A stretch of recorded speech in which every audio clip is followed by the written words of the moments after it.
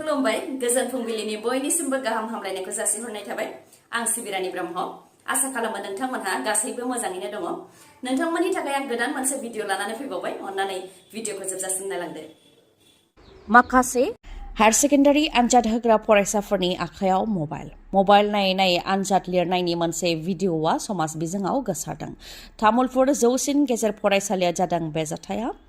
माखासे higher secondary आनजाद होग्रा फरायसाफोरा मबाइल नायै नायै आनजाद लिरनायनि भिडिअआ समाज बिजोङाव गोसारदों जेराव इनभिजिलेटराबो फरायसाफोरखौ साफा साफा मबाइल नायनो थाखाय बुंथिनायखौ खोनानो मोननाय जादों इनभिजिलेटरा बुंथिदों दि साफा मबाइलखौ नाय नङाबा हमजागोन बेबायदि बुंनायाबो बेरखांदों जायखौ लानानै गोख्रोङै खुद्रिदों ओनसोलनि सांग्रां सोद्रोमाफोरजों लोगोसे आफादनि सोद्रोमाफोरा प्रशासननि गोख्रों नोजोर थासेयावबो बेबायदि माबोरैहाय जानो मोनखो आरो बेयाव इनभिजिलेटरनि आखाइ दङ होननानै गोख्रोङै दाबि दैखांदों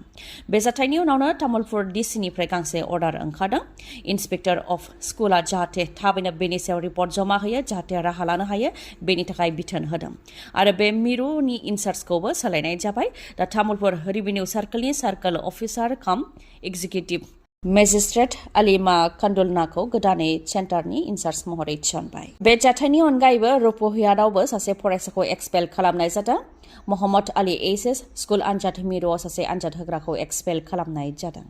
मेट्रिक आनजाद होनानै न' फारसे गिदिंबोफिनबाय थानाय समावनो लामानि जाब्रबथाय जानायजों सासे बर' फरायसानि जिउ खहा आरो सानै जोखोम मेट्रिक आनजाद होनानै न' फारसे गिदिंबोफिनबाय थानाय समावनो बलेर' पिकआपआ बिथांमोनखौ सौख्रांदों जायजों बे दुखुनांथाव जाथाया जानो मोनदों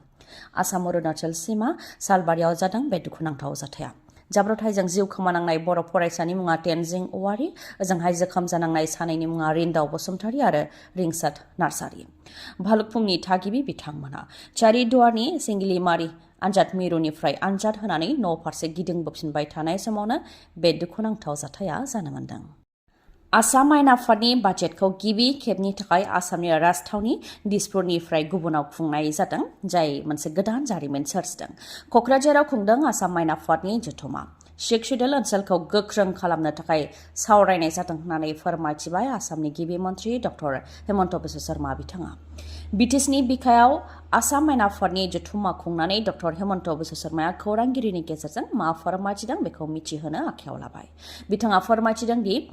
2027 मायथाइयाव उदालगुरियाव मेडिकेल कलेज लुनाय जागोन बिचार जौगानायनि थाखाय 500 कौटि रां होनाय जागोन कार्बि पाहाराव लामा बानायनो थाखाय 250 कौटि रां होनाय जागोन दिमा हासावआव लामा बानायनो थाखाय 100 कौटि रां होनाय जागोन होननानै फोरमायथिदों सिखोना जोहोलाव माहारियारि हाग्रामासिम थांग्रा लामा उल्टापानिनिफ्राय बिसमुरि थांनाय लामा 35 किल'मिटार लामाखौ बानायनो थाखाय लकसभा बिसायख'थिनि समाव रादाय होनाय लेखायै 36 कौटि रां बाजेटआव होनाय जादोंमोन बे लामाया जाहाथे मोजाङै मावफुंजायो बेनि थाखाय दावबायहैनाय जादों आरो थाबैनो लामा बानायनायनि खामानिया जागोन 18 दाननि गेजेरावनो आबुं जागोन होननानैबो बुंथिबाय डक्टर हेमन्त बिश्व शर्माया लोगोसे क'क्राझाराव आसाम आयेन आफादनि बाजेट जथुम्मा खुंनो हानाया आंनि राजखान्थि जिउनि बयनिख्रुइबो देरसिन जाफुंसारनाय बा देरहासारनो हानाय होननानैबो बिबुंथि होयो डक्टर हेमन्त बिश्व शर्माया जाय क'क्राझाराव आसामखौ बोखावनो थाखाय आन्दलन जायोमोन बे क'क्राझाराव आसाम खौसेथिनि सिनायथि आसाम आयेन आफादनि जथुम्मा बेखौ क'क्राझाराव खुंदों होननानै बुंथियो बिथाङा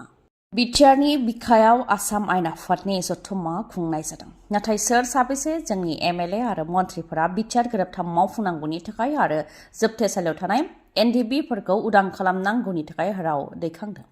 एमएलए अखिल गगै बिथांखौ बेफोरनि सायाव दाबि खालामनायखौ नुनो मोननाय जादों गभर्नरनि भाषणाव कामाख्या आरो शंकरदेबनि मुं मख'नायखौ लानानैबो बिथाङा बुंथियो दि जायनाखि बिटिआरआव आसाम आयेन आफादनि बाजेट जथुम्मा जादों बेनिखायनो कामाख्या आरो शंकरदेबनि मुं मख'नायजों लोगोसे बड'फा उपेन्द्रनाथ ब्रह्मनिबो मुंखौ मख'नो नांगौ होननानै गावनि बिबुंथिखौ बेखेवो अखिल गगैया बिथाङा जथुम्मायाव मोनथाम दाबि लानानै फैदों गिबि दाबिया जाहैबाय बिटिआर गोरोबथानि गासै दफाखौ मावफुंनाय जायनाखि बिटिआर गोरोबथाया जेबो मावफुंजायाखै बेनिखायनो बिटिआर गोरोबथानि गासै दाबिखौ मावफुंनांगौ होननानै दाबि खालामो बिथाङा नैथियाव जाहैबाय जोबथेसालियाव थानाय गासैबो एनडिबिफोरखौ उदां खालामनाय थामथियाव जाहैबाय बिटिआर कार्बि आंलं दिमा हासाव बेफोर काउन्सिलनि थाखाय सेन्ट्रेलनिफ्राय फैनाय फान्डखौ रायजो सरकारा लाखिनानै दोनो आरो गाव खरसा खालामो मिरुनिफ्राय थोंजोङै फैनो होआ जायनि थाखाय बेफोर काउन्सिलनि रांखान्थि थासारिया मोजां नङा होननानै बुंथियो बेनि अनगायैबो डिजिटेलि रां होनायनि थाखाय डिजिटेलि टेक्सआ आसाम सरकारनाव थाङो ट्रेन्सपर्ट फरेस्ट बेनि रांखौ 1-2 बोसोरसिमहालागै आसाम सरकारा हरा बेनि अनगायैबो बिटिसिनि फान्डआ बांनो नांगौमोन रांखान्थि बोसोर 2020-21 बोसोराव हाग्रामा महिलारिनि जोबथा समाव एसअपिडि फान्डखौ बिटिसिनि थाखाय 680 कौटि रां हरनाय जादोंमोन मोनफ्रोमबो बोसोराव 10% बांनानै रांखान्थि बोसोर 2025-26 आव 1095 कौटि रां जानो नांगौमोन नाथाय आसाम सरकारा 800 कौटि रांल' हरदों बेनिखायनो आद्रा थानाय 295 कौटि रांखौबो जाहाथे बिटिसिनि थाखाय हरो बेनि थाखाय आसामनि गिबि मन्थ्रिनिसिम दाबि दैखाङो उकिल गगैया बिसायख'थिया मेघालयआव नाथाय बिसायख'थिनि फोसावदिं मेल खुंदों आसामाव फैगौ 21 फेब्रुवारियाव मेघालयनि जयन्तिया हिल्स अट'नमास डिस्ट्रिक्ट काउन्सिलाव बिसायख'थि जागोन नाथाय बिसायख'थिनि फोसावदिं मेलखौ आसामाव खुंदों आसामनि सिङाव 25 किल'मिटार सिङाव हाबफैनानै जिरिकेन्दं सिमाव फोसावदिं मेल खुंदों बेखौ लानानै कार्बि फरायसा आफादा गोख्रोङै हेंथा खालामदों आसामनि हाखौ मेघालयनो हगारनो हानाय नङा होननानै बुंथियो बिथांमोनहा लोगोसे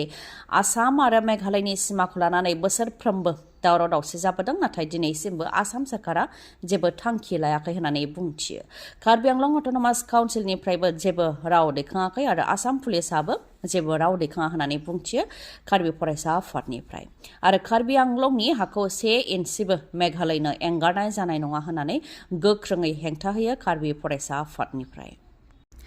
गोलाव दाननिफ्रायनो दानबान्था मोनैनि थाखाय सासे मावथिया गावनि जिउखौ फोजोबनानै लादों बिश्वनाथनि साखमता साहा बागानाव जादों बे जाथाया जल जीवन मिशननि दै जगायथाय बिफानाव मावग्रा सासे मावथिया गावनि जिउखौ फोजोबनानै लादों मावख'नि सिङावनो गावनि जिउखौ फोजोबनानै लादों सन्जीब कुर्मी मुंनि मावथिया फोरमायथिनाय बायदिब्ला गोबाव समनिफ्रायनो दानबान्था मोनैखौ लानानै जिंगायाव दंमोन सन्जीब कुर्मीया फारसेथिं गावनो गोलाव समनिफ्राय बेरामजोंबो भुगिनानै दंमोन बेनिखायनो सानस'नो हायैयाव गावनि जिउखौ फोजोबनानै लादों जानो हागौ होननानै सन्देह खालामनायखौ फोरमायथिदों बिथांजों मावफानाय मावथिफोरजों लोगोसे नखरनि सोद्रोमाफोरा नोंथांनि मेगनाव जेंना जादों नामा जुदि जेंना जादोंब्ला आरो नोंथाङा मेगननि मोजां डक्टर नागिरदोंब्ला नोंथांनि थाखाय मोजां खौरां बङाइगावनि आइ हस्पिटालाव फैगोन सिनियर आइ स्पेशलिस्ट डक्टर प्रबिन बसुमतारी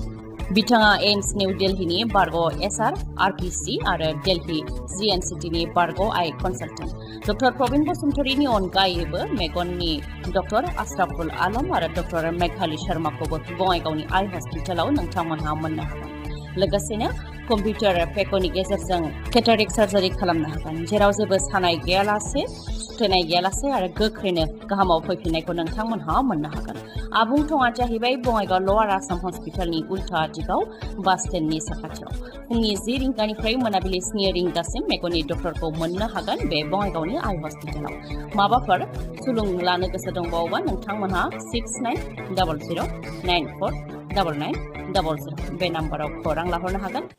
दिनैनि भिडिअआ एसेनोसै गाबोन आरो गोदान भिडिअजों लोगो मोनफिनबावगोन नोंथाङा दासिमबो आंनि चेनेलखौ साबस्क्राइब खालामाखैबा अन्नानै साबस्क्राइब खालामदो लोगोसे लाइक कमेन्ट आरो शेयार खालामनो दाबाव गोजोन्थों